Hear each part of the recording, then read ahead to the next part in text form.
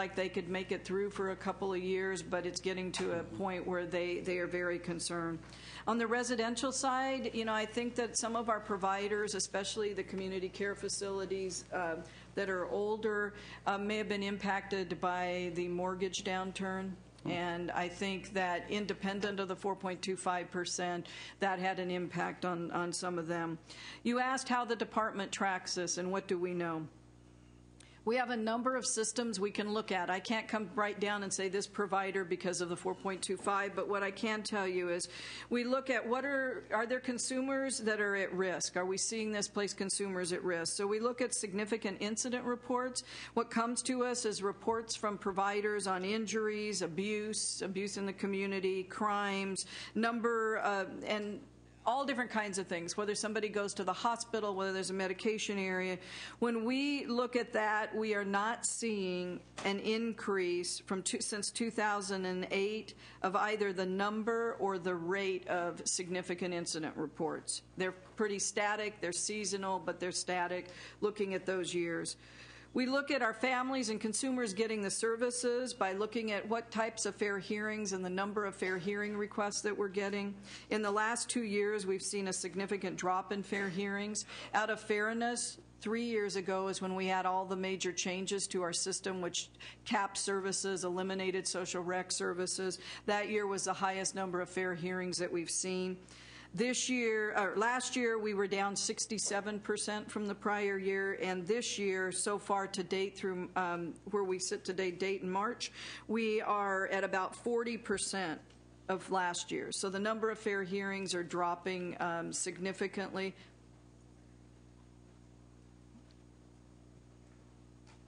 So we look at our services available. So that to look at whether services are available, one of the things we have to look at are the number of providers that are out there.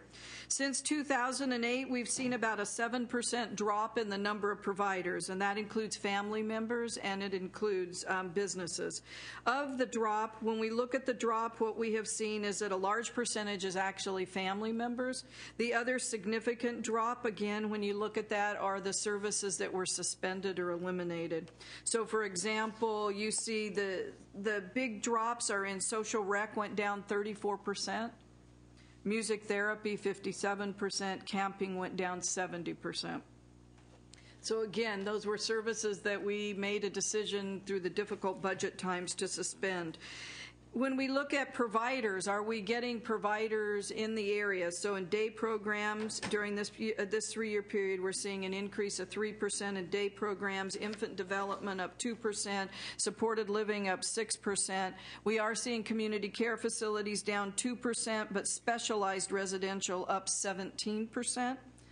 And we are seeing respite agencies up 17%, but we are seeing respite family member down. And some of that may be for an item we're going to talk about later where they are moving to an agency respite, an agency-coordinated respite. So we did see that down as well. We are also seeing within our service delivery system, and this probably isn't an appropriate word, but we're seeing service level creep. So if you look within our community care facilities, we have them from level 2 to level 4I. The number of level 2 facilities have dropped like 500%. The number of 4I facilities has gone straight up. What's happening is because these rates have been frozen for so long, the facilities can't come in at the level 2 level anymore. So they're not even applying to be level 2 facilities. And so we are seeing that happen. And I think we were seeing that as well to providers going in as a negotiated rate versus a set rate, because most of the set rates have been frozen for a very long time. Then we looked at our services being received. Again, are we seeing consumers get the services? And we can look by consumer. And again, just looking at the last year, we did see that the consumers, number of consumers being served had gone up. And I can go into more detail. The other thing we look at is, okay, well, if we have providers and we have the services being provided, but the 4.25% is preventing them from doing it, as you heard with the Ag News. The statute provides the health and safety exemption route, and so we looked at, do we get health and safety exemptions? They go through the regional center and they come to us, and again, out of fairness, we've been sticklers on them, so I don't want to suggest that we've been a rubber stamp. We have not. We've made sure that there was a connection to the health and safety.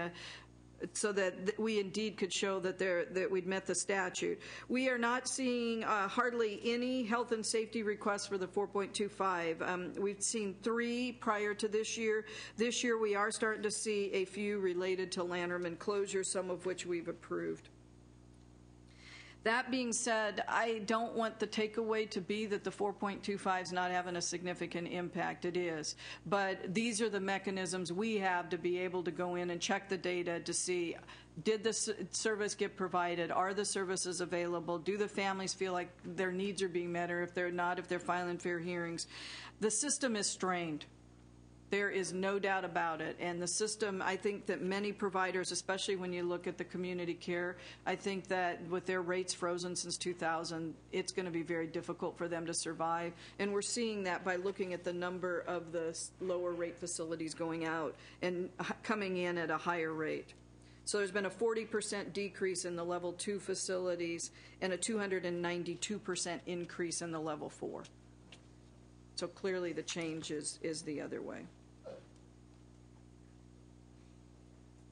Okay. Any questions? I will. Just a bookkeeping thing, Senator Emerson.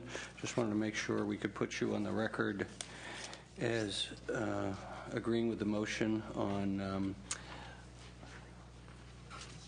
new admissions to developmental centers. There were 2 parts to that motion, and it's on pages 4 through 9. Actually, the motion's on the last page.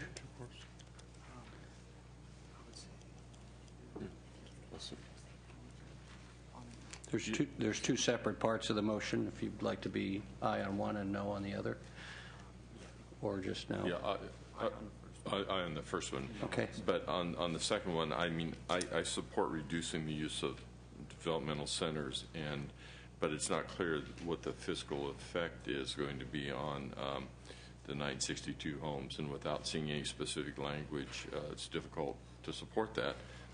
But I would like to work with you on that. So at this point, I'm going to vote no on okay. part. So we'll separate that into. There's all 3 of us are voting yes on the first part of the motion. On the second part, in the placeholder trailer bill language, it's 2-1, and I appreciate the spirit in which that no was offered. Yes, just that's never mind. Any questions or comments on the very detailed report that we just got from Terry?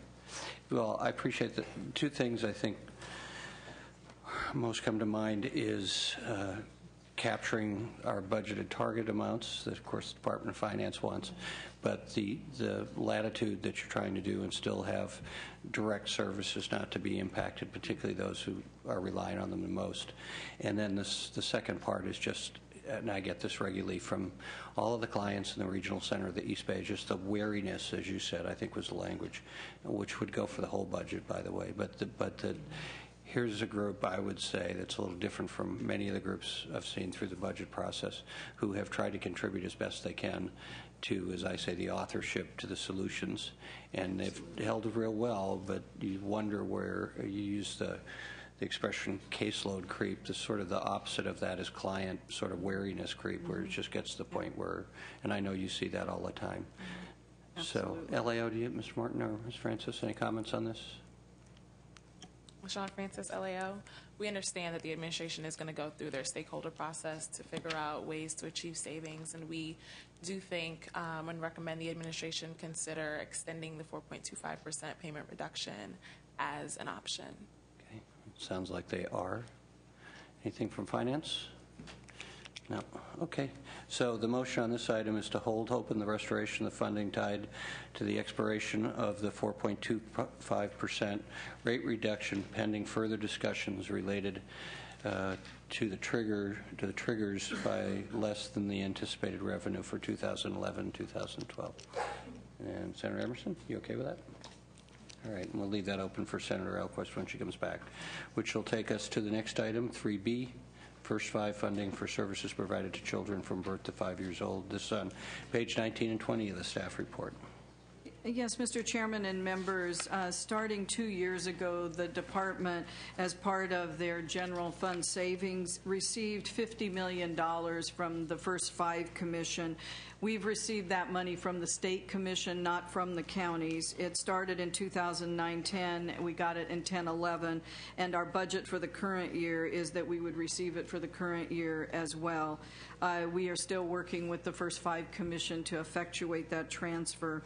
The funding comes to us for funding for children 0 to 5 years of age, and it is mostly in the early start. In the early start program, although there are a few 3 to 5 year olds where we do provide services. The services are primarily day program services, specialized therapeutic, parent support and training, speech, audiology, occupational and physical therapy.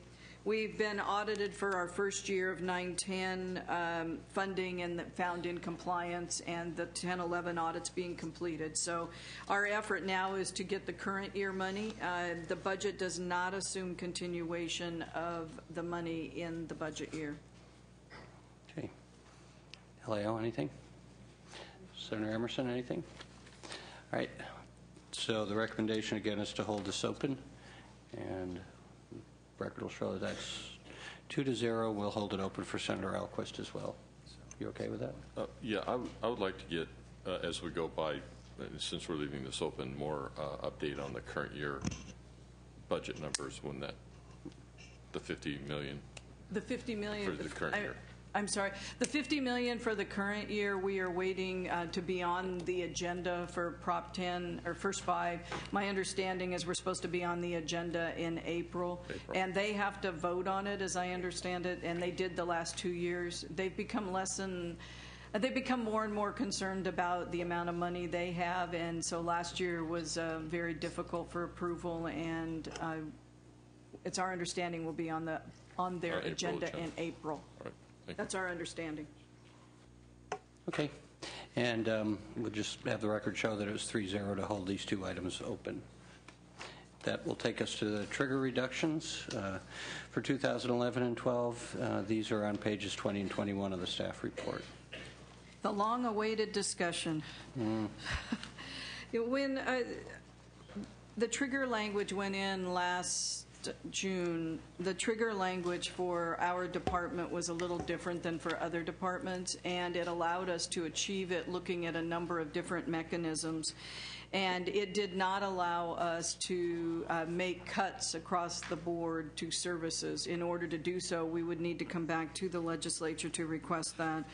We believed in the current year, when the trigger was pulled in November, that we could achieve the savings in the current year without additional legislation. We have been going through a number of things to get there, and I can walk through how we will achieve the $100 million in the current year. We can actually get something in writing over to you as well. All the way up until this morning, we've been checking some of the numbers, so I apologize. So I can just go down, if you'd like, one by one each of the items and tell you what it will be, and again, we'll provide it to the committee in writing so that you have more details.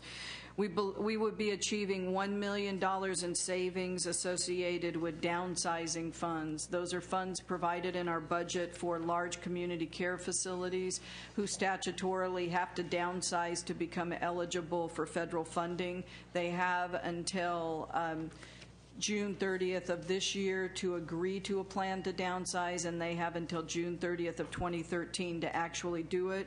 Failure to do it, we could no longer use their services. In the current year, not all of the money in our budget, which is $3.7 million, will be utilized. We believe we will have $1 million remaining.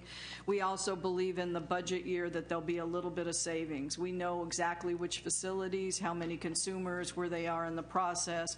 So we've been honing it down day by day so that we'd know how much money. So this is something where I think towards the $200 million there may be a slight amount. The second item is $300,000 associated with what's referred to in the budget as GAP. It's the difference between when a facility is licensed and when they become certified for Medi-Cal.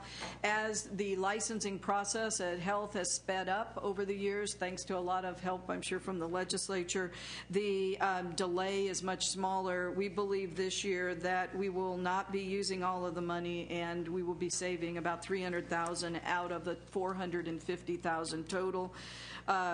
Again, we believe that there'll be a little bit of savings again in the budget year.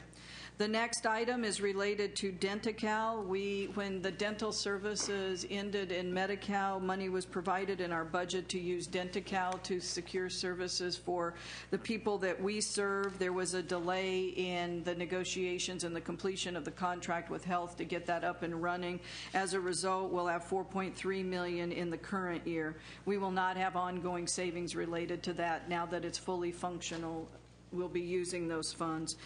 The next item is $5.1 million, and it's associated with community placement plan startup delays from 9/10. As I mentioned before, our new deputy, Nancy Bargeman, who's just joined me at the table, has been working with all of the 10 regional centers involved with the closure of Lanterman, looking at exactly where the house is, where the remodels are, when it's going to be done, and based on that, there's 9/10 money that's not going to be utilized that was in contract that'll be coming back to us, so that's one time. Next is $20 million, and it's associated with added waiver billing for the current year. We believe our waiver billing is up a little bit in the current year, and in that $20 million, I have factored in a couple of areas where we're probably going to have waiver drop, so I'm not spending the money twice. I've accounted for it already. We will have waiver drop in the area of the 1915K of $1.2 million, which we can talk about in a minute. And we're having, as I mentioned, Porterville, there'll probably be a waiver drop there. We're appealing, but I don't know that we'll be successful. And some challenges with money follows the person, there may be a little bit less. So $20 million in added waiver current year money. We have, as we close the books on 9/10, $2.3 million in actual waiver added money. It's money in the bank, $2.3 million, and we have $5 million for 10/11 that's actual added waiver money. Again, one time.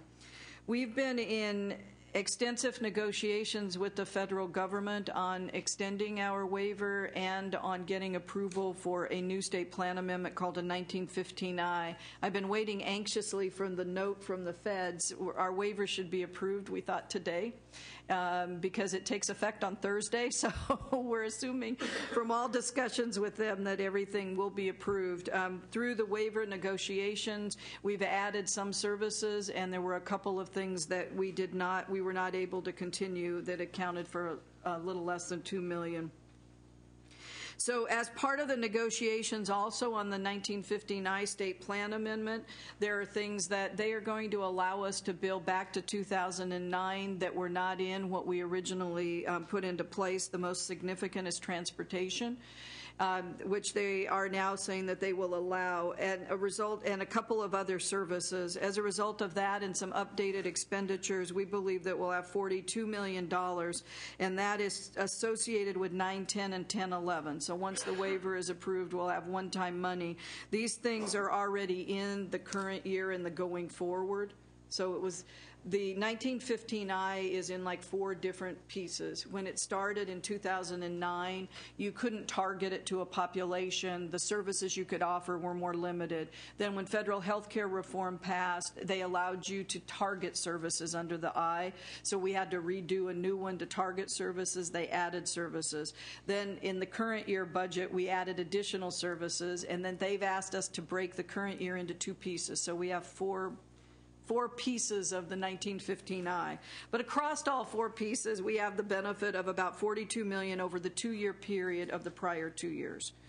And so that would be one time. And the remaining $20 million of the $100 million is from unexpended contract funds from the regional centers. And again, the federal money takes into account areas where we see potential loss so that we don't end up with a reimbursement hole in our budget, which would result in added general fund as well. I was starting to feel like I was keeping up with you. I'm sorry. Better and better every year. No, it's not your fault. It's just getting all of this in higher level of detail, so we appreciate it.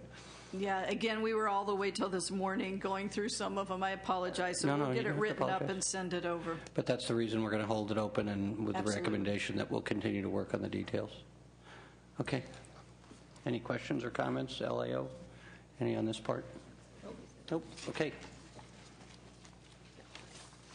So we'll move on. Do you have anything else on the 2012-13 trigger reductions?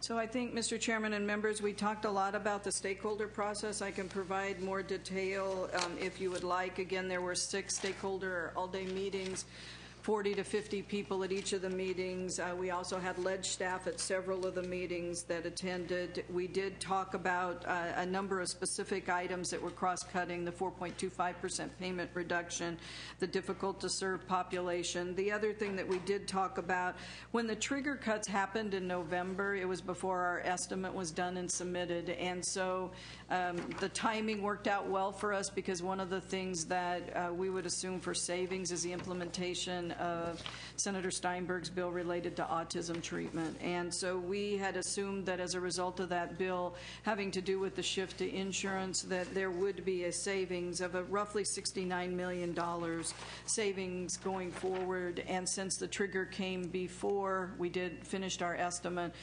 we are being allowed to count that towards the trigger. So that was one of the things that we discussed as well. Another was whether or not we could do a better job using information technology and emerging technologies, and so we discussed that at the work group meetings.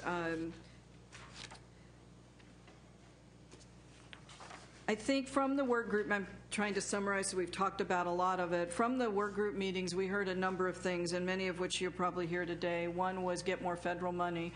We've been trying, and we continue to try, but increasing waiver enrollment was something I think the community overall wants to make sure we maximize waiver enrollment. When the waiver, I don't want to predispose. Did you get the note that the waiver was approved? Okay. If the waiver is approved, it will take effect on Thursday. And the reason that we did that is if we went back to when it expired, because they gave us extensions, we would have lost money. We make money going forward. We lose money going back, primarily because of the financial management service, which we'll talk about as well. When the waiver is approved, it'll be from March 29th to March 29th of next year. During that period, we'll have a cap of $100,000. Currently, today, the cap is $95,000, and we've got about $92,500, I think, on the waiver now. So waiver enrollment was an issue. We also, as we talked about earlier, the difficult to serve, the people going into the DCs, we had extensive discussion at all the work groups about that. One of the things that was strongly recommended from the community was that we revisit the issue of the number, it's called a 1915K, but what it is the community first option that social services has put in a state plan amendment for, and try to figure out if there's a way for some of our services to qualify. What that does is it allows the state to receive 56% federal match instead of 50%. When we had originally worked with social services and with the federal government, you cannot target. So, for example, we provide supported living services, but everybody else in Medi-Cal does not get supported living. So if we put supported living as a complete service into the state plan, then everybody under the K would be eligible for supported living, which could be a significant cost. But one of the things that our stakeholders recommended was to take a look at, for example, supported living, which is kind of a bundled service. So they have in there, they have services that are personal care services, and see if there's a way to unbundle those services so that we can bill for IHSS-like services, personal care being the best example. So we've met with social services and with the agency and with health services and are going to continue to work with them. We can't amend the current SPA that's in, but to see if we can, going forward, amend it. So there's work to be done there to see if maybe we may be able to get some of the 6% against some of our services. You know, we talked about the 4.25% and the differing opinions, of which almost all were to restore it. We talked about a number of administrative efficiencies, including efficiencies at the regional centers. We talked about Senator Steinberg's bill. Consolidating licensing and oversight was another area. And then there was a lot of discussion about repealing budget cuts from prior sessions, which I'm sure you'll hear about as well. The department now is trying to go through everything that we've received and figure out how we're going to achieve the $200 million. We've got a lot of work ahead of us, and we have refocused our energies during March on the developmental center issues, and so we're focusing again, trying to figure out how we're going to achieve the $200 million. So we'll be reporting back. We for sure, obviously, by May revise, and hopefully before that, but there's a lot of work to be done. Well, I appreciate all those comments. It's just, we've got to get this right, and I think staff and I are both concerned about there's going to be so much happening in the May revision. To the degree we can be right with you on this, the alternative might be that you have to direct more just across-the-board cuts, and given our conversation, we don't want to do that if you're successful at this. But I don't want to wait till the last moment either. Let's not tempt fate. LAO, anything? We support the staff recommendation. Okay. And it's good to hear that you're working with the other departments. Somebody made the comment in the public comment under Lanterman as a person-centered services. I think that's and I think you do a great job on this, is dealing with the client first rather than all the agencies. Senator Alquist or Senator Emerson, anything on this? Senator Emerson. Yeah, I think we Republicans would support a policy of directing even more first five funds to the state, and we would need the $200 million reduction. But looked like the governor agreed with that policy last year, but did not go back to the voters for that approval. And as we stated last year, we felt that was illegal, and the court did agree with us on that. So now that he's going back to the budget or to the voters this year, I think we should put that issue before the voters, and that would give us an extra funding for this. Is that an endorsement of his proposal for revenue with the voters? I'm just joking. Well, let's put them all out there. I appreciate that, Senator Emerson. And I always appreciate your open-mindedness. LAO, did you have something that looked like you wanted to jump in, Ms. Francis? No? Okay. All righty.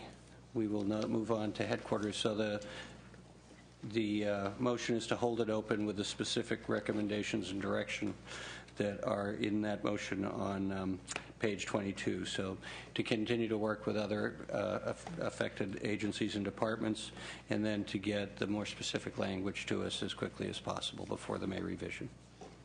Okay? And it may be that it comes in pieces, like the Senator Steinberg's bill is probably $69 million. So we're on our way. And I got you another $1 million on downsizing this morning, so we're up to 70. So.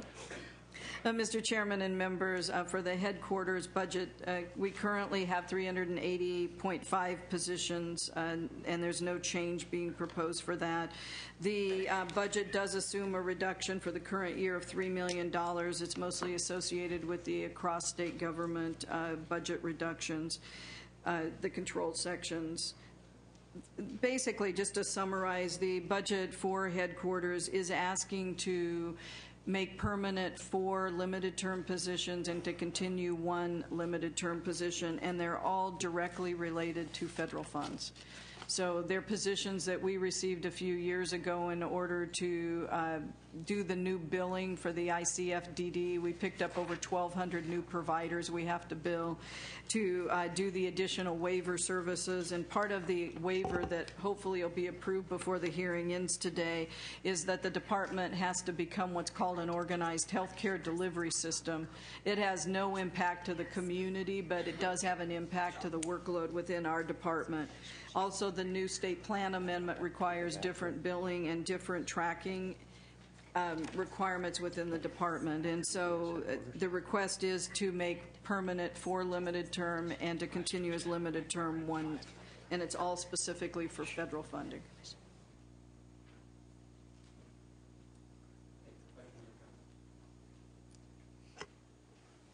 Anything from LAO? No? All right, what we're going to do now is, because we have you here, we're going to move to public comment. That's okay? That's the last item for use. Let's see, we're leaving these open, I believe? We're leaving them open. Oh, I'm sorry. I stand corrected, Senator Emerson. So we're leaving open the DDS report on headquarters on the second for the request for 5 limited-term positions related to federal funding on page 24. The motion is approve the requested positions and funding authority in order to continue drawing down additional federal funds. So we're all okay with that? Thank you, Senator Emerson. You're my wingman. Public comment. We'll just have you come forward. Thank you. And then we'll do the last item on state mandates after this one. Members, I'm Connie Lapin Still. My son, Sean, has severe autism, and I'm here as his mom, but I'm also here for the Autism Society of LA.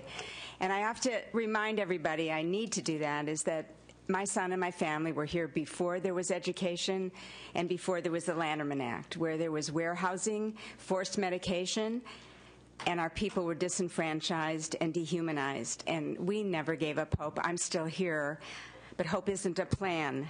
So I want to begin, even though I am going to talk for 2 minutes, I promise, with my conclusion. The great basketball coach, John Wooden, said, if you don't have time to do it right, when do you have time to do it over? So even though I'm not a basketball player, I get it, and that's how I want to look at everything we do. So 3 points. One is the budget, and from your discussion, I feel a lot more confident that you see this not just as a bunch of numbers, but a powerful philosophical policy document. And I'm sure you've heard this from people. Don't tell me where your priorities are. Tell me and show me where you spend your money. And one of the things I'm worried about is cost-effective accountability. I've asked for transparency, but I'm afraid some of the things we've instituted are not cost-effective. And in fact, if you look at how money's being spent, we're spending too much money on checking off boxes and not on direct support. And one of the things I want to ask for us to get rid of that that was put in the trailer bill language is the independent assessment for supported living. That was $3 million, and I believe it wasn't necessary.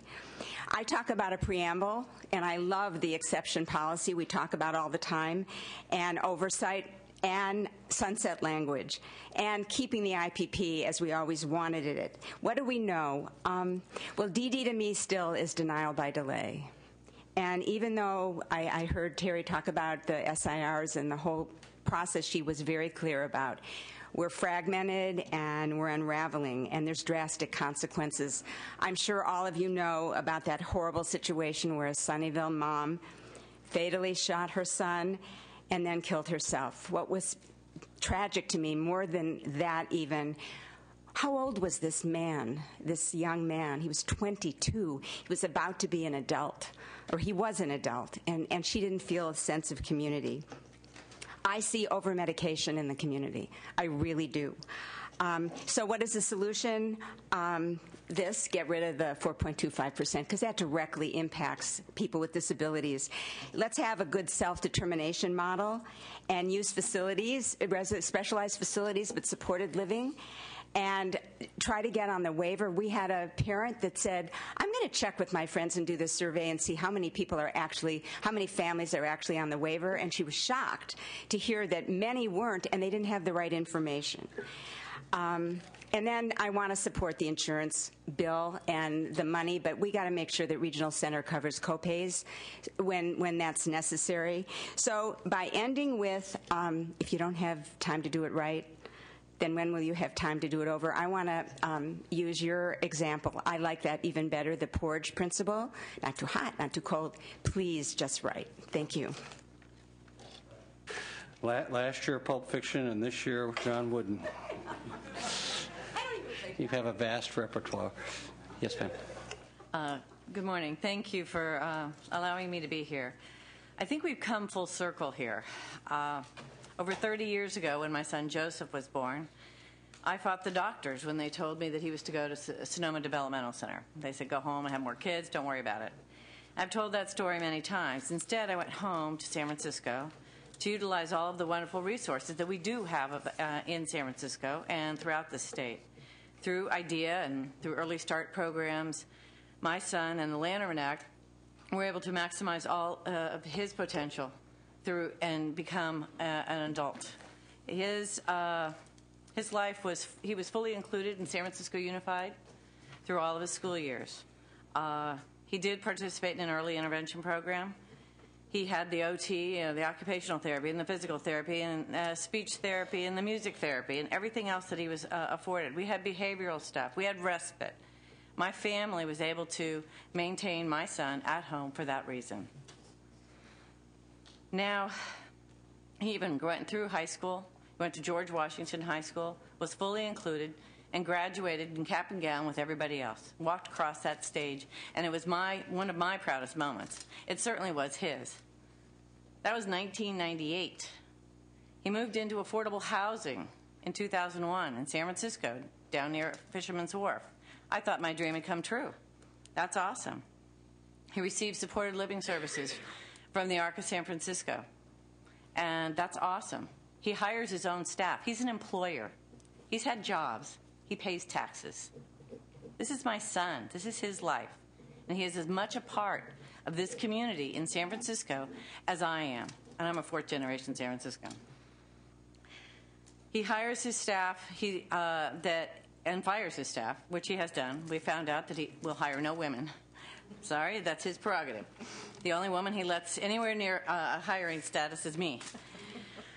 Anyway, he is a part of his community, and he's giving back as a volunteer at a food bank. He's been an employer, as I said. He's had a job removing graffiti South Market in San Francisco. He takes classes at City College of San Francisco, although he can't do that now anymore.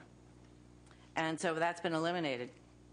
The folks in his neighborhood know him by name, and they know what coffee he drinks at Starbucks. He's a member of every San Francisco museum, the zoo, the library, and frequents them often. He swims at the local YMCA. Now, 12 years later, 12 years of cuts and freezes and savings is going to kill my son's life. Because the agency that has to raise money, and I help raise that money, is raising millions of dollars to try and support what we should be paying for. If this was any other community, I cannot believe we'd even be here trying to defend it. But these are people that can't speak for themselves, and it's really, really unfortunate. I brought Joseph to hearings like this. He hates it. He'll never come back. I don't blame him. But how can we go forward? Right now, I see that if we don't restore the 4.25 cut, we're going to find ourselves with two options. I'm going to go full circle, and I'm going to have the same decision I had to make a long time ago. Take Joseph back up to Sonoma Developmental Center. I can take him back up there. Right now, he's in the community. He's on the waiver, and I can't tell you how many families don't even know they're waiver kids. But he's on the waiver, and so he has the federal match going for him. But no, he'll go to Sonoma, or he'll come home with me, at which point I'll quit my job, and the two of us are going to have to try and figure out how we're going to survive on welfare in San Francisco. We don't want that to happen, but if you could wrap up, that would be helpful. Anyway, I would like to endorse the fact that we need to sunset the 4.25.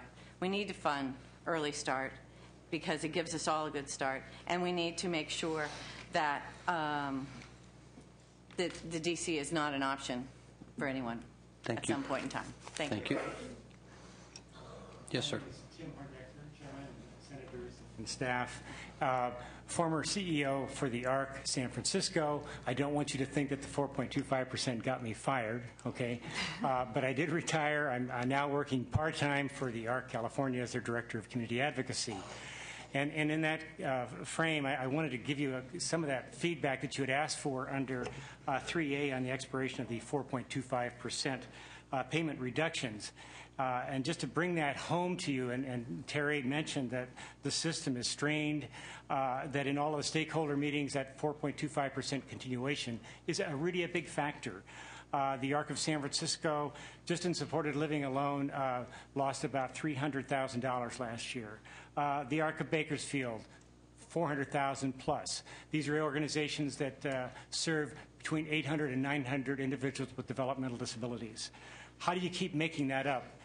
Their fundraising level is remaining pretty constant. They're not raising additional income to actually make up for those deficits right now. So what's happened is pretty much what's happening around the state. So to very briefly tell you that in January 2012, the In Danger of Collapse report came out from the Keep the Lanterman Promise. And I was part of that survey trying to find out what's happening with those 250 providers, which is about 1,000 vendorizations that responded to that. Over 10% of those providers said that within a year they would be going out of business. 33% are already closing or consolidating programs. 75% of the responding organizations have frozen or cut wages and benefits over the last 3 years. And that was the only way. The Arc of San Francisco was a union organization. We had to negotiate. We were able to negotiate different insurance. That's what we had to do to survive. And then finally, 60% of the organizations said they have been impacted by the quality of service that they're able to give the individuals with developmental disabilities because of those furlough days. And that's probably the bottom line, that's what we really can't afford to continue and with that quality. So with that, I just wanted you to make sure I was trying to address the response on that expiration of the 4.25%. Evelyn Abuhassan with Disability Rights California. As I indicated last time I was up here, we have some written comments that would provide a whole lot of detail about our concerns with the proposals. I'm going to highlight a few things to kind of cover the issues that were addressed in this section. For the record, we do support the development of alternative community placements for individuals with more significant behavioral challenges as a way of reducing admissions to the developmental centers. We also, in our document, have identified ways of strengthening the pre-admission review and assessment processes so that individuals can be deflected from DC admission. We support the expansion of the 962 homes, as I indicated earlier, as an alternative to DC placement. We are concerned with the imposition of an additional $200 million in reductions to community services. This is on top of over almost $1 billion in general fund reductions from prior years. And we believe that this reduction will continue to diminish the quality of community services and impact the health and safety of consumers. In our document, we recommend as we have said in the other hearings, the development of a self-directed services model, which would allow increased flexibility and individual choice and an overall reduction in expenditures. We recommend the expansion of private health insurance carriers' obligations to provide services that are currently provided by regional centers. We support the increase in use of federal financial assistance through the increased waiver enrollment and the expansion of some federal waivers. And lastly, we think serious consideration needs to be given to not extending and also reducing the 4.25% provider rate discount. And with that, I'll close. Thank you. Mr. London. Mr. Chairman and members, Carl London on behalf of the California Disability Services Association. Let me just start by saying that we do want to urge that you let the 4.25% sunset. We think that it is time. That was a temporary measure. Let's let that sunset. The impact that was discussed earlier on our agencies is real clear. The staff and the ability, the consistency level, quality level of services we provide, and even the amount of services we can provide are at risk. Every single year, these cuts continue to stay in the books. The number one reason our staff leave in the community, which then only creates a consistency and an inconsistency and an instability for the people we're serving, is money. Flat out, we survey our staff, we find that out. The number one reason they leave is money and benefits. We know that for a fact. I know that one of the agencies I'm personally involved with was unfortunately elected board president this year, but we just had to completely cut the health care benefit we have for the workers in our agency. It was only because of money, the only reason. So we do want to urge that we let that 4.25% sunset finally. Secondly, want to say that we would urge you very directly to reject the governor's requested cut at this point of $200 million. We do think, and not the entire cut obviously, but the size of it. There's no reason you have to necessarily take exactly what he says in terms of a number and take that and run. We'd like to urge you to cut the size of that cut down. We do appreciate that this department and this director has done a terrific thing in letting the community come in and help sort of make comments on the cuts. We don't always have the confidence that what the community has to say is reflected in the final outcome that's presented to you. And in fact, I would argue that you're presented every year with what we believe are some false choices. One of the things that was mentioned, and I'll describe some of this, one of the things that was mentioned and that we applaud is trying to find more waiver dollars through the federal waiver programs that we have. Absolutely, we should be doing that. We've been saying that for 3 or 4 years, and it's been one of the things that's been rejected, but miraculously, we've found money through this process even after the fact. We're continuing to do that. We would suggest that we build into this budget whatever the possible max is on the front end so we can avoid making the other cuts that you end up making year after year. Secondly, I want to get back to the point of the developmental centers again and just present to you that you not get led down the road on the false choice again. Senator Alquist asked about the dollar figures on that. The dollars are what they are. We are going to spend an average of $323,000 per person in the current year budget.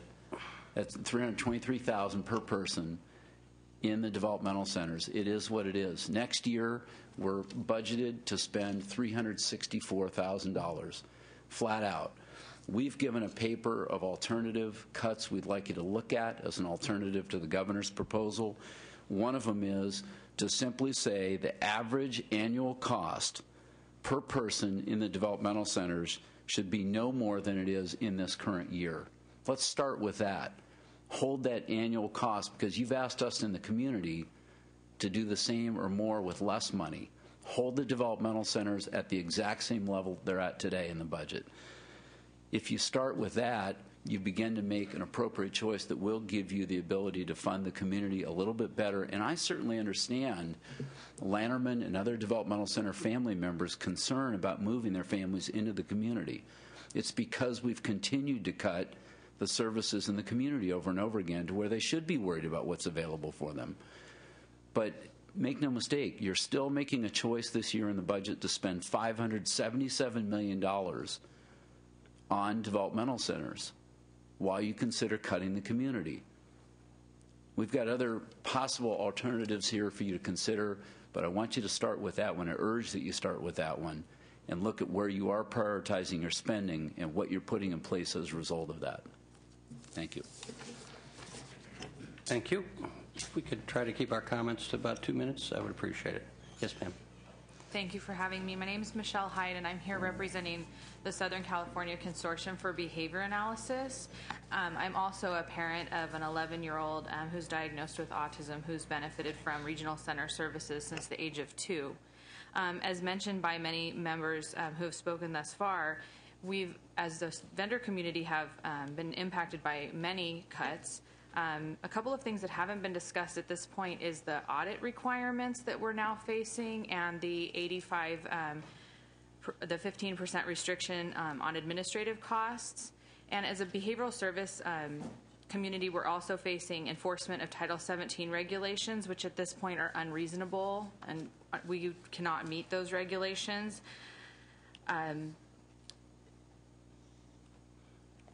The additional cuts in services and supports to vendors are really going to continue to impact quality of services. Organizations, I think, have made as many cuts in other areas as possible, and continued cuts are only going to impact direct services provided to consumers. So as the Southern California Consortium for Behavior Analysis, we'd like to share some information about Title 17, the regulations that are stated there, with a proposed solution that we continue to allow behavioral vendors to operate as group practices under the Service Codes 612 and 620 as specified in Title 17. We propose that we delay or loosen restrictions to the administrative cost to 15%. We feel that those aren't reasonable to meet in this current state, and it's just going to impact quality of services that we're providing to our consumers. Also, we'd like to propose a delay in the audit requirement due to, again, this taking funds from direct services that are being provided to consumers and impacting the quality of services. We'd also like to see behavioral vendors be involved in the proposed budget solutions. Unfortunately, many of us were not able to be part of the stakeholder process, and so we really would like to collaborate with the department and the legislature on creating solutions that we can implement that don't impact quality of services to the consumers that we provide. Thank you. Thank you, Michelle. Hi. Greg, you here again. There's a pretty good feeling out in the community, believe it or not, about the budget process this year, I think, and about the legislature. And when's the last time you heard anybody say that? I'm sorry, my hearing is going. What did you just say? No, never mind. Once is enough. That's a very small thing. I've been. All we have to do is worry about the other 80% who don't care for us. I've been telling people I hope it's realistic. And it comes from, and I think you see that from the difference in the tenor and the number of people here this year as opposed to last year. It comes from your action last year in rejecting the cuts that would have ended the Lanterman Act, the fact that the governor has not proposed the same cuts again this year, the fact that the governor has proposed sunsetting the 4.25%, the fact that the stakeholders have proposed some what seem to be pretty good ideas that would actually save some money and do no harm to people with disabilities. And lately, we've even started to think about restoring some of the cuts. We would like to see it starting with Early Start, maybe the worst cut that has been made in the last few years for the at-risk babies and toddlers. And we, of course, support all those things. And we'll be putting some of our ideas about the do no harm kinds of cuts in writing and coming to talk to your staff about them. We're not convinced, though, that the do no harm cuts are going to total $200 million, and we would ask that you reject any part of the budget cut that goes beyond what the do no harm savings can do. These are things that we would be proposing no matter what the states, or be supporting no matter what the state's budget situation is. It's not in our job description to come before you and say, okay, you can cut some of our people because we know that your budget situation is bad. But we do recognize that with the governor's initiative, the way it's been changed, and this is the first I've heard about Senator Emerson's idea concerning the first five, that maybe there's a chance to start actually restoring something, and we would suggest starting with the first five. Thank you. The early start. Okay. I'm just watching the line of people who'd like to speak grow, so if you can keep it to about 2 minutes, particularly so we let the clients speak, so that we need to get to session at 2 o'clock. So I know that you've all been patient, and we have consolidated the public comment, but if you could be mindful of the time limits, I would appreciate it. Thanks. Go ahead. Good afternoon. Thank you for the opportunity to be here. My name is Barry Benda, and I'm Vice President of Lifehouse Agency in Marin County, which is a service provider, and also the chair for the Service Provider Advisory Committee to Golden Gate Regional Center. And we have approximately 50 agencies that are involved with that group. And unanimously at this, the agencies of the Service Provider Group have been opposed to continuation of the 4.25%. I had a list of points that I was going to make as to why they're opposed to that, and Terry actually made some of those, which tells me, too, that as we're giving her this information, she really is listening to those things.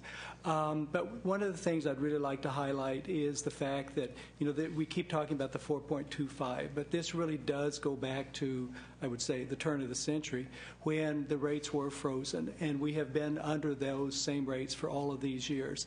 I'll speak from a personal standpoint in terms of Lifehouse, that we have 8 group homes, all of which lose money, but because we're a nonprofit, we can raise money to make up the difference until last year. We did finally get to the point where that when we got the vacancies were great enough in 2 of our homes that we closed them because we just couldn't continue to raise funds at that level. We're looking at, if there is a 4.25 continuation, that we'll have to look at a couple more of those homes. I'm not saying at this point we'll close them, because we did close the other homes when the vacancy rate got high enough that we didn't feel we were affecting that many people's lives. But I do think that there are, and I do hear a lot of those discussions that go on among providers that actually don't end up being facts on paper, but they are realities, and they're realities for all of us. So as I said, we do want to say we appreciate the fact that DDS has heard us.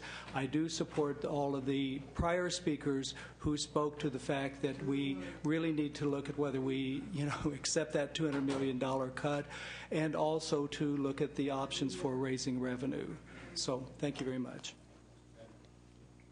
Next. Hi, good afternoon. My name is Roberta Newton, and I'm representing the State Council on Developmental Disabilities. I'm happy to be here. Thank you for this opportunity. We also very much appreciated being part of the DDS stakeholder process. That has been a very effective process in getting numerous voices across the spectrum to discuss these very important issues. That said, at this particular juncture, we're looking at a $200 million possible reduction in the coming year, but really have no details as to how that might be implemented.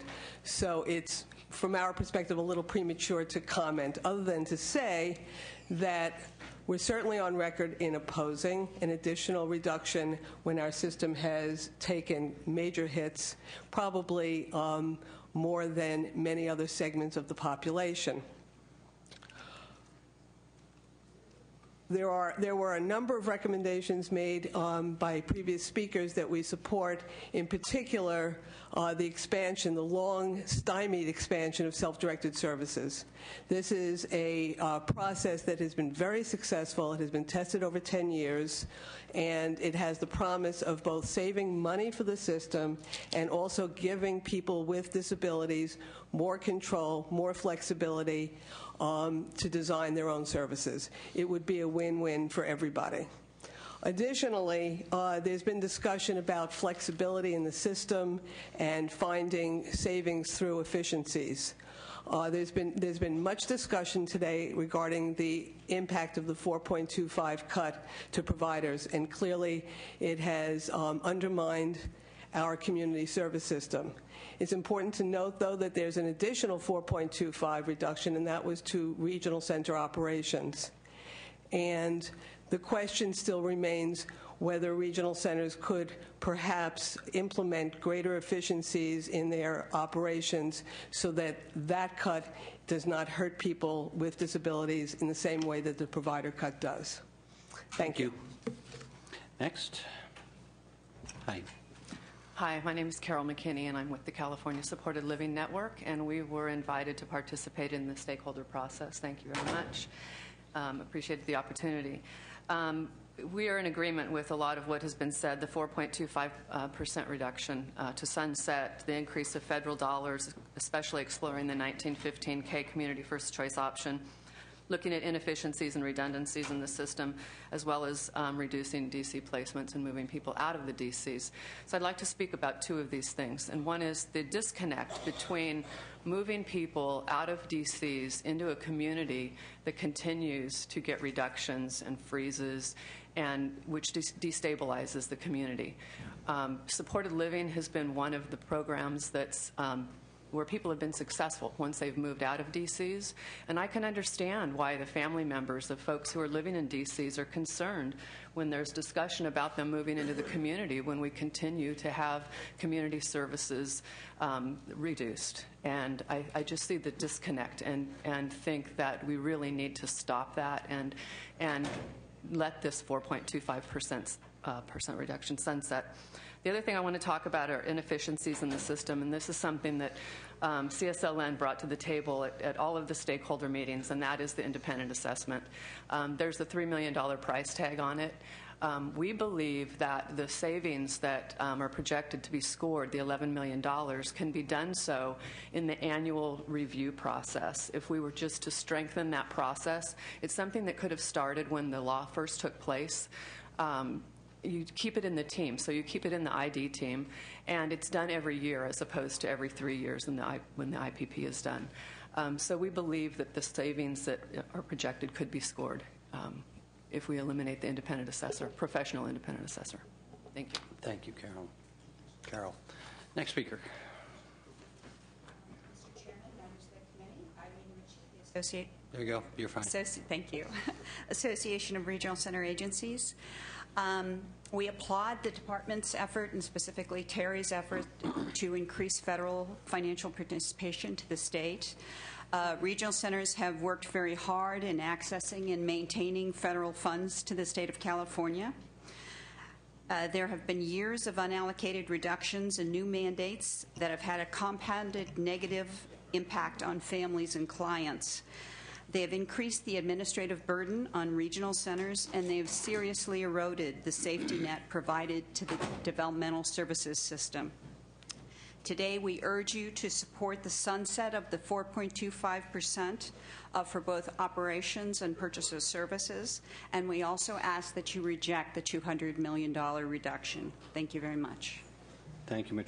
Ritchie, and thanks for being so concise. My name is Debbie. I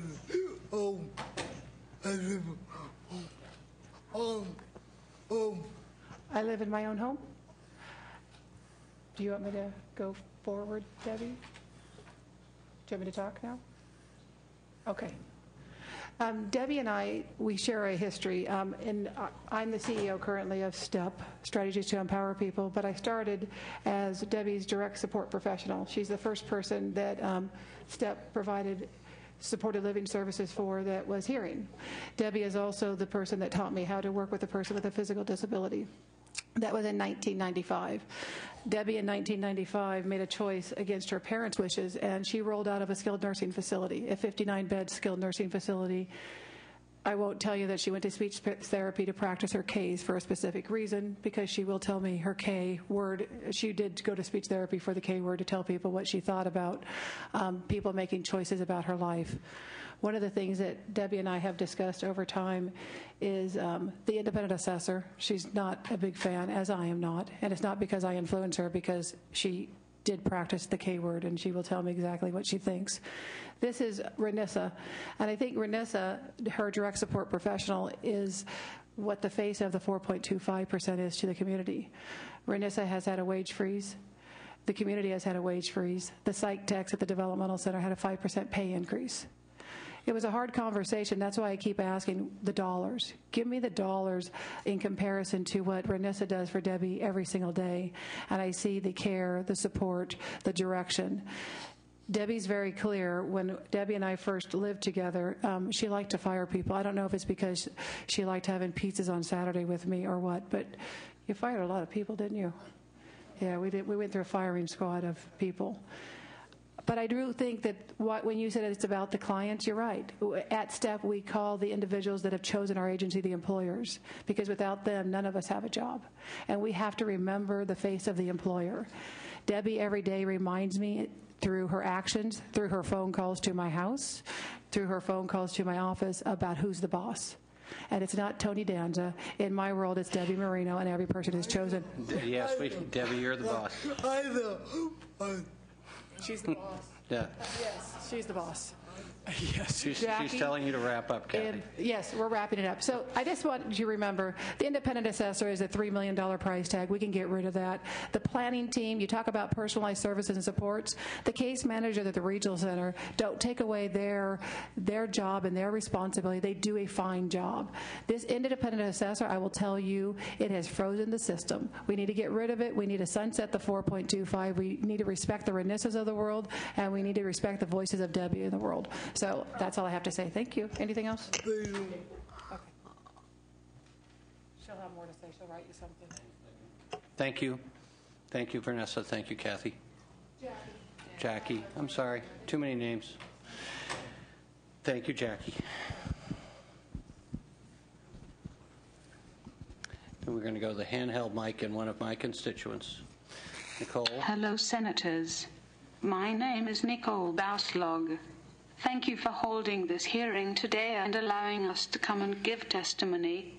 I have told my story many times now to help you understand that when you cut from our services and supports, you are cutting from people, not things. Today, I wanted to come and ask 2 questions.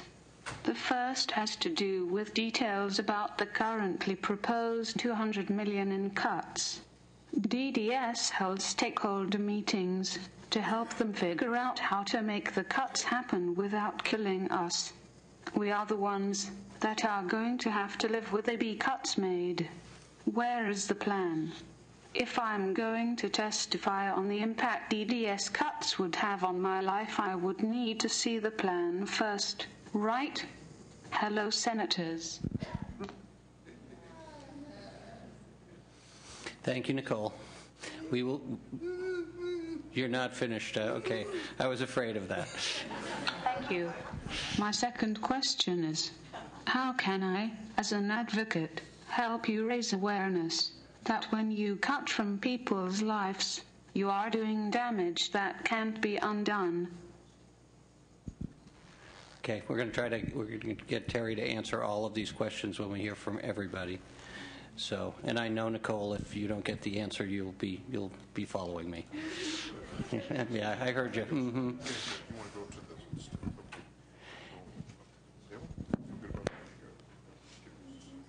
One other thing is the rest of the speakers come forward. We're going to do more handheld, Sean, or are they going to come up?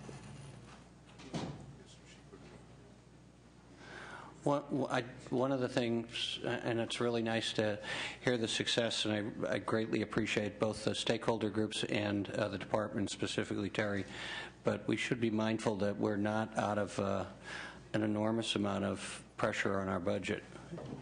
So if we are not able to get revenue increases, my own personal opinion, I know there's a divergence of opinion within my colleagues about this, but we've done reasonably well in this particular part of the budget. I know it's hard to believe, but we're still under a lot of pressure. Welcome. Thank you. My name is Michael Long, and I am a person receiving services and supported living.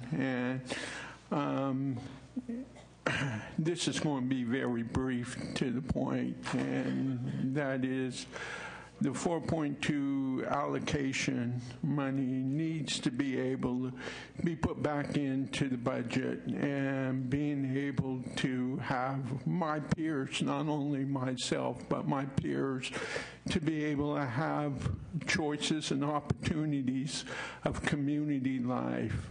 And the second thing that I'd like to say is that the developmental centers are, I understand that it costs about $1,000 to be able to submit someone to the developmental centers. And that's where we're going to end up happening if we don't have the money to support in the situation out in the community, because they, even though that we're closing them down and stuff, we're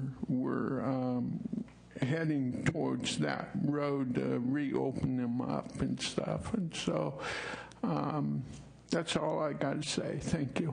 Well said. Thank you. Next.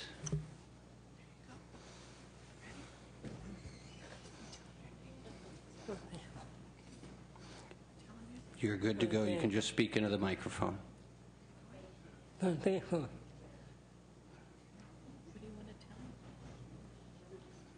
No more cuts?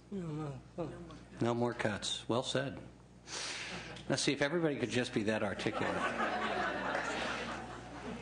And then if we could actually comply, that would be yes, sir. Hi, my name is Gary Hammond. I work for Old Adobe Services in Petaluma, and I wanted to talk a little bit about the effects of the cuts on our job situation. And I really feel it would be very, very serious at this point in time to have it slice too deeply, because it would affect our home life, possibly our future social life, and our work production at the center. These places might possibly be closed down, and we would be left out, might be out in the cold. It would be really like saying, all right, and it's almost like our life. We have to have something to something to look at and have something to strive for, because everybody is striving so well in this time, in this parts of education, and also the learning experience. And this is for the entire state too, all the disabilities, that this would help. It would help out in keeping the jobs on, and we wouldn't have all these. I mean, I could see where some cutting back would be possible. I understand that, but to have it at a sensible range and not have it so deep that everybody's job would be, a lot of jobs would be eliminated. Thanks, Gary. You're welcome. Let's see. Who's your favorite team? Let me guess. No, next speaker. Gary, we're going to, if you can move the microphone over, so. You go, James.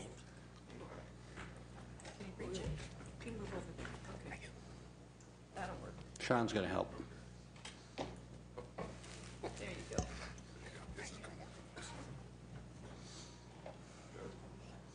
Nice job, just like Posey. My name is James Ross. I worked at O's for 3 years. I will make sure everything's okay, but all the people want to cut down our jobs to make good people who work with.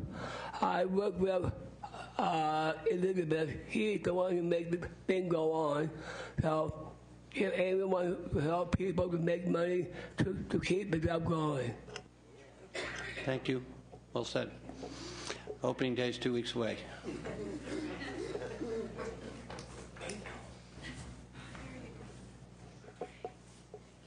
We're going to go to the handheld. Toby? I'm back. To me, it seems apparent that the $2 million is too big, and I strongly urge the rejection of the governor's proposal. Thank you. Well said, Andy. Good job. Kim, are you next? No, who's next? Sorry. Hello, I am Stephanie, and I am here today to say that enough is enough. The continued cuts to the DD system, including the services I receive, has already been cut to the bone. With the services I receive, I am able to live independently and give back to the community. Please don't continue to cut the services that I need to live happily. Thank you. Thanks, Stephanie.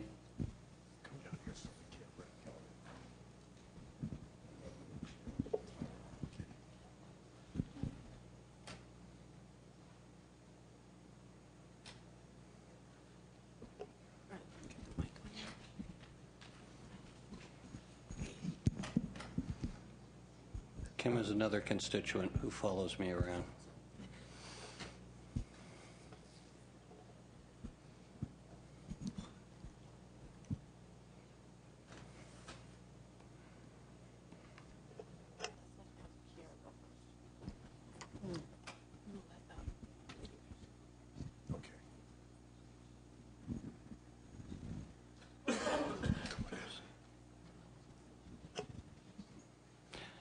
Josh, is the equipment not working again? Get some tech support today. Yeah, I need to.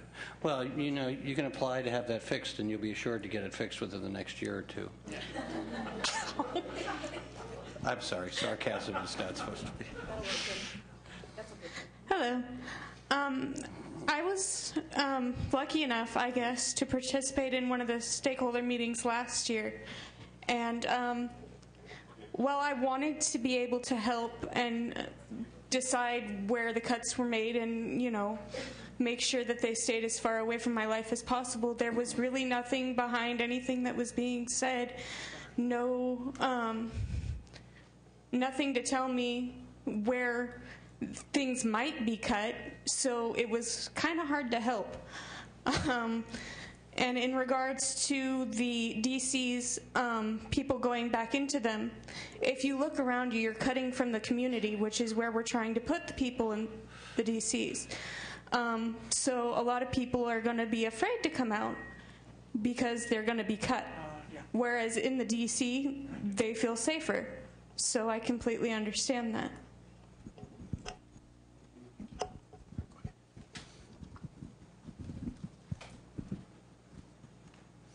As the rest of our speakers come up, sort of address what Nicole brought up earlier, and Terry trying to get the details that, as I said, we're just getting to. So somewhere here is the balance of having stakeholders feel like they have authorship in all the difficult moving numbers and actually realizing the savings. And I know that we're all under a lot of pressure, but back to the porridge thing, trying to get the stakeholders' input, making them feel like they're not making them feel like they're empowered, but actually having their input be considered in the discussions, and then have the level of specificity I know you and I are both struggling with. So the information we got today is all public record, and we'll share that, which goes to Nicole's comments, and then we'll have time for them to comment on it further. Correct? We're going to go to the handheld mic again. Josh, you fixed it? It's a good thing. You were about to get, Kim was about to fire you.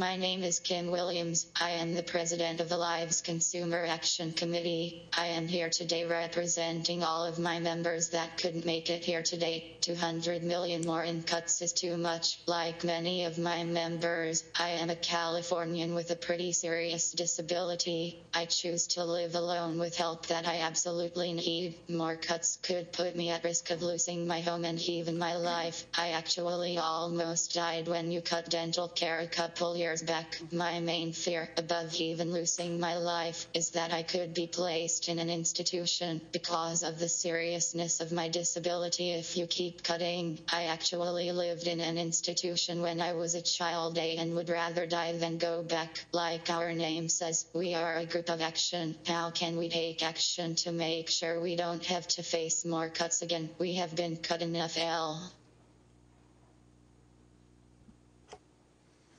Thank you, Kim.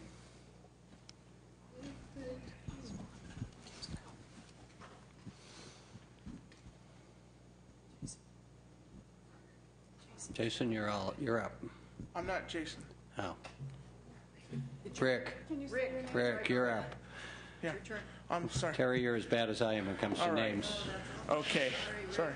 Sorry, All right. Rick. Okay. Some of you know who I am. I'm Rick Hodgkins. For me to just say no more cuts might, offend some people, so I'm going to back it up. I'm going to back what I have to say up. I would have to say that if we really needed to cut $200 million from the DDS budget, let's cut it from the developmental center side. Real quickly here, I wanted to tell you that just a few weeks back, I was watching a similar hearing that Senator Liu did, that's Carol Liu did, and, after that hearing, it made me think a couple of two things. One is, if we're going to have families help pay for regional center services for their children if they meet a certain income criteria, then we should have, those two ladies that want to keep their children in the D.C. that spoke in that hearing, have them partially pay for it. The other thing is, I wrote an email to my case manager, and I told her that if we continue to cut the community-based services to a point where it gets intolerable, I might be forced into a developmental services system, developmental center. The other thing is, finally, I went to a website called Project Ride. It's a therapeutic and recreational horseback riding program in Elk Grove in Assemblymember Huber's district. I don't know which senator serves that area, but they are no longer taking any more participants. If you want to be on their waiting list, you can, but they will not work with you unless your name comes up on that waiting list and unless you pay out of pocket, because all of their funding is gone. No more funding from the regional centers. So if we need to restore the 4.25%, we need to restore that cut, one of the things that should come back besides early start and early intervention is the social recreation. Thank you. Sorry about the confusion. Carlene Holden with Easter Seals. You do have printed materials from us, and so I don't want to repeat. Clearly, we are very hopeful that the 4.25 can sunset. So I'd like to take my minute or two to spend a little bit more time on trying to direct the focus to the people going into the developmental centers. I think we'll get an amazing cost savings if we can do more around preventing folks from going in. You also decrease then that 2 to 3 year timeline for helping people move out at a later point in time. So the cost structure on both, so both human pain as well as cost, I think the more we can focus on reducing that admissions into would benefit all of us. Thank you. Okay, thank you. Kim's got more to say? Oh, Actually, Josh. Yeah, I'm going to. So, hi, I'm Josh Sullivan, and we thought we would start this off as confessions of community support people. I am in full support of Lanternman entitled Stalking, and in any way and shape that takes effect. But in other hats, I'm actually been told by the folks I support I'm kind of a computer geek. And I wanted to talk a little bit about waste and using current technology versus almost pigeonholed legislature that forces a person to use outdated, overpriced, almost boutique technology. So earlier today, Nicole gave a testimony on what's called a Dynavox. And the entire assessment through purchase process of that is tens of thousands of dollars for most folks.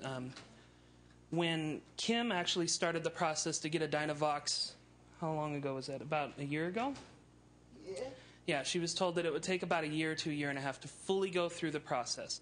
Instead, Kim decided to save up a few $100, maybe sweet talk some family members out of some cash around Christmas and whatnot.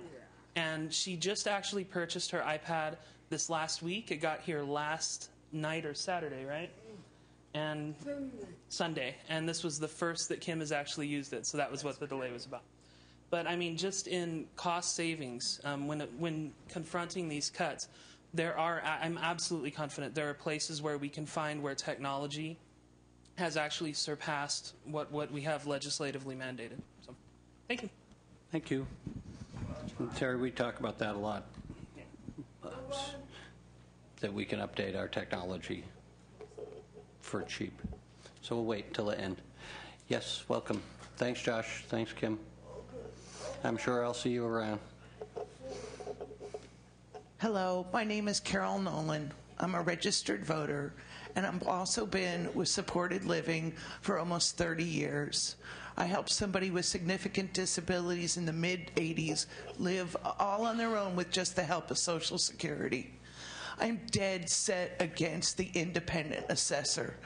I think this is extremely expensive, and not only that, I'm the person that helps the people go from the developmental centers to supported living and have to use that assessment. I find that it terribly, terribly misrepresents the men and women we are supported. I've had parents call saying, my son and daughter isn't retarded. They know how to communicate, and because it's different from other people, they get ignored or placed as or get labeled as. Please let the assessments be done by people who know these men and women the best so we can support them the best. Thank you. Thank you. Next. Yes, ma'am. The handheld. Right. Yes. My name is Dale Fields, and I have the privilege to work with the STEP agency and has Jackie as my boss. I wanted to speak for one of the employers that I work for. She's in her 50s. She's a young lady, but she had a terrible start in her life. She started out living with her family, who abused her and mistreated her severely. Now she lives on her own. She did come out of a facility. Now she has the opportunity to live on her own with support from STEP. As a result of her abuse, she has no teeth. She can't hear. And she has CP, but you know what? She enjoys her life so much right now. If someone had to come in and do an assessment on her that has never met her, never lived her life, and never have known what she's gone through, would be horrible. Please allow people to assess her that know her and love her. Thank you. Thank you. Next, who would like to begin? I'll go ahead and go. My name is Carol, and I run an agency that assists people in finding employment in the community, 100% community-based service. We assist people in finding at or above minimum wage jobs in community businesses. I'm outraged when I sit here and listen that my staff, all of us in our agency, have not had a raise. We've had, in 3 years, we've had all of our benefits reduced substantially, and I hear that staff in the DCs have gotten increases. That outrages me. My staff and my consumers are no less competent and worthy of the services than the folks in the DC. The folks in the community have given enough. It's about time to share the burden. If there's more cuts to be given, it's time for them to be shared. Additionally, last year, the audit requirement for my agency, that's going to cost $10,000 for an audit. That $10,000 is a 40% time of a staff that would be out there helping people find jobs. I don't know what you seek to benefit in the audits, and I'm all for accountability, but when I look at it that way, that I would have half a person out there finding jobs for people, or I'm giving $10,000 to a CPA firm, that hurts. It hurts the people that I'm working for. Additionally, the uniform holiday closures have been difficult for our agency because the folks that I work with work for community employers who don't take kindly to their employees saying they can't come to work because they don't have support. And so we provide the support, and we don't get paid for it. So those three things have been very substantial cuts in the last few years. Thank you. Thank you. Yes, ma'am. I'm Stacy Sasson. I'm currently with Strategies. Stacy, could you just turn the microphone up to her so we can hear you? I'm Thank with you. Strategies to Empower People, the STEP program. And I have the great pleasure of working with the individuals at STEP, not only the people that I work with, my colleagues, but the people that we support, our employers. I'm here in support of the sunsetting of the 4.25%, and I wanted to say that I understand and appreciate the difficult task that you're all burdened with. And while I don't envy your position, I hope that you also understand that we've been burdened with the task of providing continuity of care and support for the individuals that we have the pleasure of supporting, that have chosen STEP to support them in the face of cuts and upon cuts upon cuts. And this is after years of freezing our budget. And they've had a tremendous negative impact on the supports that we're able to provide to these individuals. The developmental centers, as you've heard several times today, cost the state of California approximately $1,000 per person to support individuals in the developmental centers. We provide a higher quality of care and a higher quality of life for these individuals for approximately a third the cost. That being said, we can't maintain the continuity of care nor the quality of care that we like to provide and that these people deserve in their lives with continued cuts and without the 4.25% sunsetting. Finally, the $200 million in proposed cuts, I'd like to ask that you keep that as far away as direct services as possible. We've sustained as much as we possibly can, and we just can't give any more. There's nothing left to give. Thank you. Thank you, Stacy. Last speaker. Thank you. Renee Bayardo, SEIU, California. I'll just go real quickly. There is a significant strain in the current system. That's why we support sunsetting the rate reduction. And we'd like to thank the department for including our members as part of the stakeholder process. One of the solutions that's been mentioned has been increasing the number of people on the Medicaid waiver. We support that. We would just like to mention, though, that caseloads are extremely high. So hopefully the rate reduction can go towards easing some of that strain in the system. This way we can increase the number of people on the waiver. Thank you very much. Thank you. Just briefly, you want to respond sort of not in great detail, because I know that the comments about the the level of detail, I don't think you have to go through that again. We're going to work with you to get what we've got here today out to as many of the stakeholders as possible, and you're going to do that as well. Yes, and we can post on the 100 million, once we get it typed up to send over to you, we can post it on our web so people have access to it as well. Okay. So I tried to catch as many of them, so I might have missed them, and I'll go quick because I know you have one other item Right, and you're please. moving along. One of the issues that came up many times had to do with the supported living independent assessments. As part of the budget reductions last year, that was one of the proposals that came out of the work groups, which was to not have the service provider determine their own service level, have someone do it if they were at the higher cost level.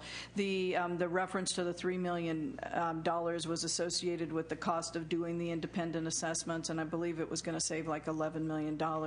I know there's been a lot of concern. I have to tell you, very few have been done. So they're billed under a separate service code. I think there's a lot of concern about them, concern about what that means when they are done, but to date we've been billed for very, very few, only a couple regional centers. I think one of the things that we are going to have to reassess is we're not saving money in that area, so what are we doing? So that's definitely an issue. Another issue which came up was the audits, and it's something that Senator Emerson and I have spoken about before.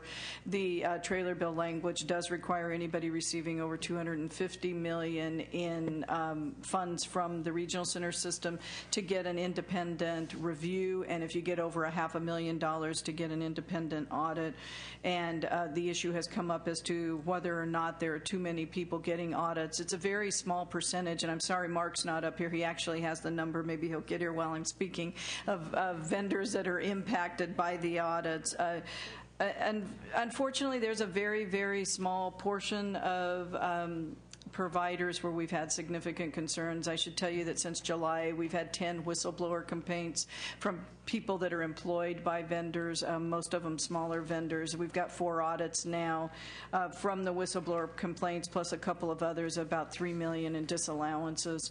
So we have had concerns. That being said, I do think for some of the very small providers, the cost, as was just mentioned, is significant. And, you know, I'd be happy to work with the committee if there's something that you want to look at for the smaller vendors, maybe if they have a clean audit, that they not have to do it again for a few years, because it is a lot of work, and we're really not trying to increase extensive workload. But because there are so many vendors and there's so little oversight in terms on the auditing side, we do recommend that the audit continue. Getting more federal funds, we're all there, but what we don't want to do is over-project our budget and then have a deficit. We've made it through with no deficit the last 3 years. This year, we're really, really, really tight and having to watch month over month. So we're trying to be very careful, and luckily so far finance has been willing to let us take credit for money that we've gotten in the prior years when there's been extra federal funds. Hopefully they'll continue to be so generous. I think part of it is because we've made all of our savings. You know, I can't tell you each individual item saved that amount of money, but what I can tell you is we've lived within our budget. This year is the first year that I'm very worried. We're obviously razor thin. I think we've cut about as far as we can with all the little cuts, and so it is tight. And the other was self-directed services. We have increased the number of self-directed services that have occurred individually. The idea would be that an individual would have a budget and they'd be able to determine their expenditures. We spent a lot of time in the work groups a year ago trying to figure out a way to do it in a way that saved money, and unfortunately we weren't able to come up with it. And the work group actually was chaired by somebody other than the department. Disability Rights California and the regional centers worked together with a number of the other providers trying to figure out a way to do it. We even brought in Stanford University to do data runs for us. We're very committed to looking at self-directed services more and think we need to keep working at it, but I'm not sure it's a money-saving mechanism. Those were the ones I quickly caught. That's good. 1,900 total number of providers that are impacted are 1,900, 791 between 250 million and 500, and 1,201 over 500 million. Thousand. Okay. Sorry. And new technology we'll talk about. So We did talk about it in the work groups, and we really are interested in ideas. We didn't get a lot from the discussion. I think everybody's interested in doing it, but to the degree that it doesn't replace the human touch. They don't want to make sure that there's still the connection with the consumer. So we're very interested in, and if people have ideas, we really would like to receive them because we think there's an opportunity to make things better and at the same time have the virtue of saving money like Kim did. Good. Okay. Thank you. Thank you for responding to all that, and thank you for all the hard work. And we'll work with you. No, there's a Freudian slip. We'll do both. We'll do both to make sure that we get the $200 million fully fleshed out and let everybody have a good look at it before the May revision. All right, we'll go to our last item, and thank you everyone for joining us and being patient. The last item is the proposed repeal of mandate related to council and conservatorship proceedings. And the recommendation is to leave it open. Carla Castañeda, Department of Finance. The general recommendation is to repeal this mandate, which has been suspended for 3 years. In response to the questions, we believe that there are general provisions in the probate code for these types of either beginning the conservatorship or terminating. So the proposed repeal would eliminate the specified circumstances when these would happen. We do not have information as to how often the courts are appointing. It would take a while to determine sort of how much the claims are by county. We only have by year what the claims are coming in at. Okay. We'll continue to work with you, Department. Have any response? No? Randy Ward with the Department of Finance. Okay. Big statement. Thank you. All right. We're going to keep working with you, LAO. Anything on this? No, Mr. Martin, press. Okay. Public comment. Evelyn. It's not a bad sign that I remember your name. Well, yeah.